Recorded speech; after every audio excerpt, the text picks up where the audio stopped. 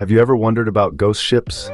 Not the spectral kind, but real vessels swallowed by the sea, leaving mysteries in their wake. The Great Lakes, a vast expanse of fresh water, are steeped in legends of such ghost ships. From the Griffin, lost in 1779, to modern behemoths, these waters have claimed many. But as we delve into these eerie tales, none captures the imagination quite like the Edmund Fitzgerald, a true leviathan of the lakes.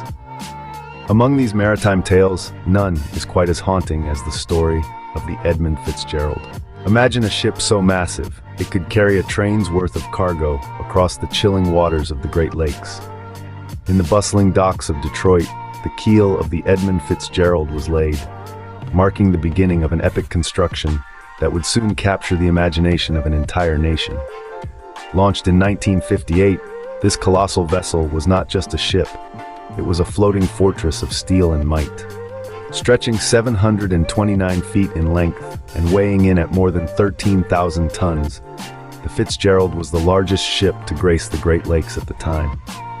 Its vast cargo holds were designed to transport tens of thousands of tons of iron ore, a critical component feeding the voracious appetite of America's industrial mills and factories. As it slid into the waters of Lake Superior, spectators marveled at the sheer scale of human engineering. A titan among ships, the Edmund Fitzgerald was seemingly unstoppable until one fateful trip in 1975. November 1975, the waters of Lake Superior began to stir, setting the stage for a tragic ballet of nature's fury. As the Edmund Fitzgerald embarked on its fateful journey from Superior, Wisconsin, the skies were deceptively calm, a quiet prelude to the chaos that lay ahead. The ship, a colossal presence on the lake, was fully loaded with iron ore, its hull cutting through the chilly waters with seasoned ease. But as the day progressed, the atmosphere shifted dramatically. The wind picked up, whispering warnings as it swept across the deck. Soon those whispers turned into howls. The once placid lake transformed, waves building in strength and ferocity. By late afternoon, what had begun as mere ripples grew into towering walls of water, each crest a menacing threat to the stability of the great ship. The crew, seasoned yet wary, prepared for rough weather, but nothing could have prepared them for the onslaught to come. As the gale turned into a tempest, the Edmund Fitzgerald, laden with iron ore, faced the brutal force of Lake Superior. What happens when a behemoth battles a tempest? The answer lies in the harrowing final hours of the Edmund Fitzgerald. On that fateful day, the mighty ship, a titan among freighters, faced the wrath of an enraged Lake Superior. As the storm escalated, the Fitzgerald, laden with 26,000 tons of iron ore, was not just fighting the waves, it was battling for survival. The ship and its crew of 29 souls were caught in a dance with nature's raw power. The captain, a seasoned mariner, knew the peril. Reports from the Arthur M. Anderson, the Fitzgerald's companion ship in the storm, spoke of daunting conditions. Waves, monstrous in their fury, towered and crashed with the force of seismic tremors. The wind howled like a chorus of the damned, its icy fingers clawing at anything they could grasp. As the hours ticked by, radio communications painted a grim picture. At 6 p.m., the Fitzgerald's voice crackled through the static, strained but steady. "We are holding our own," the captain reported, a statement of defiance against the storm's might. But the lake was relentless, the waves grew, the wind howled fiercer. Then came the final transmission, a chilling foreboding that echoed through the airwaves. "We are listing, low in the water, we can't make it." These words, fraught with an ominous finality, were the last to be heard from the Fitzgerald. The Anderson, only a few miles ahead, felt a heavy silence fall. The Fitzgerald, that great steel giant, had spoken its last. The storm continued its rampage, unyielding and merciless. The Anderson and other vessels called out into the void, hoping for a sign, a response, anything. But there was nothing. The lake had claimed its prize. Then silence. The giant was lost, sparking one of the greatest maritime mysteries in modern history. As dawn broke over a restless Lake Superior, the search for the Edmund Fitzgerald commenced. The vast and turbulent waters, still churning from the storm's ferocity, presented a formidable challenge to the search teams. Coast Guard vessels, equipped with the latest navigational aids, fanned out across the waves, their crews peering into the murky depths, hoping for a sign of the missing giant.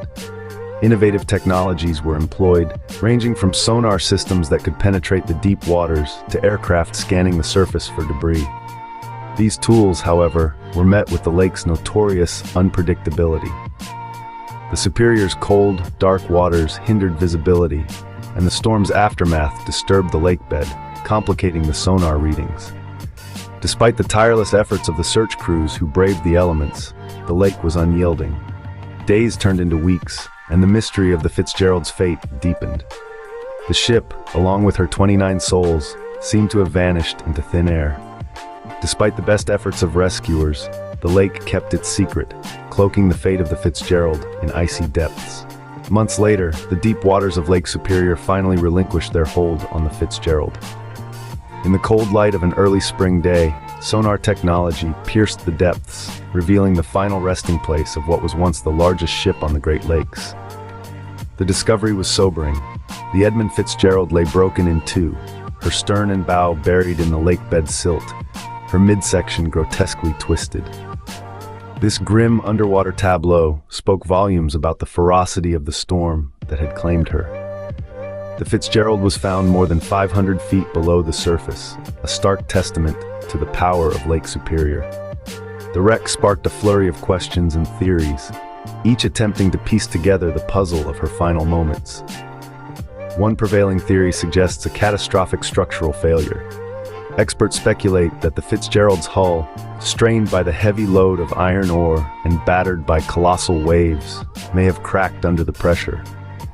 This would have allowed water to flood into the ship at a catastrophic rate, overwhelming her buoyancy and pulling her down into the depths. Another theory points to the possibility of hatch failure. The Fitzgerald's design included cargo hatches that were sealed with clamps, not always reliable in severe weather conditions. If the clamps gave way under the relentless assault of 25-foot waves, water would have inundated the cargo hold, sealing the ship's fate.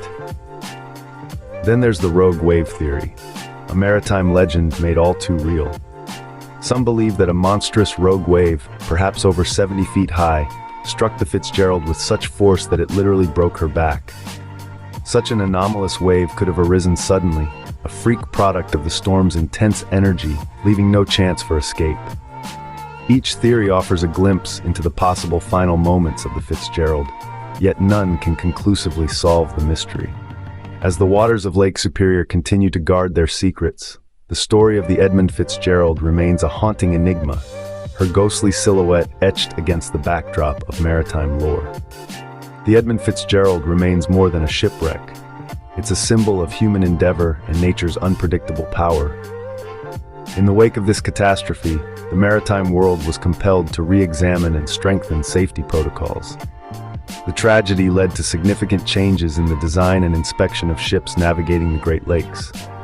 Watertight hatches were re-engineered to withstand the might of Superior's stormy tantrums, and weather forecasting became more sophisticated, aiming to prevent such losses in the future. Yet, the legacy of the Edmund Fitzgerald extends beyond advancements in maritime safety. It has seeped into the cultural fabric of the nation. The haunting ballad, The Wreck of the Edmund Fitzgerald, by Gordon Lightfoot, turned the ship's story into a folk legend, echoing through the halls of music history. This song, and others inspired by the event, serve as a lyrical memorial to the 29 souls lost to the deep. Around the lake, several memorials stand sentinel. Each year, gatherings at these sites see flickering candles and spoken words that ensure the memories of the crew are not engulfed by the waters that claimed them. These acts of remembrance knit the community tighter, a community that stretches beyond those who make their living on the lake, to anyone who hears the tale. Though the waters of Lake Superior continue to guard many secrets, the legend of the Edmund Fitzgerald endures, a poignant reminder of the might of nature and the spirit of those who sail her waters.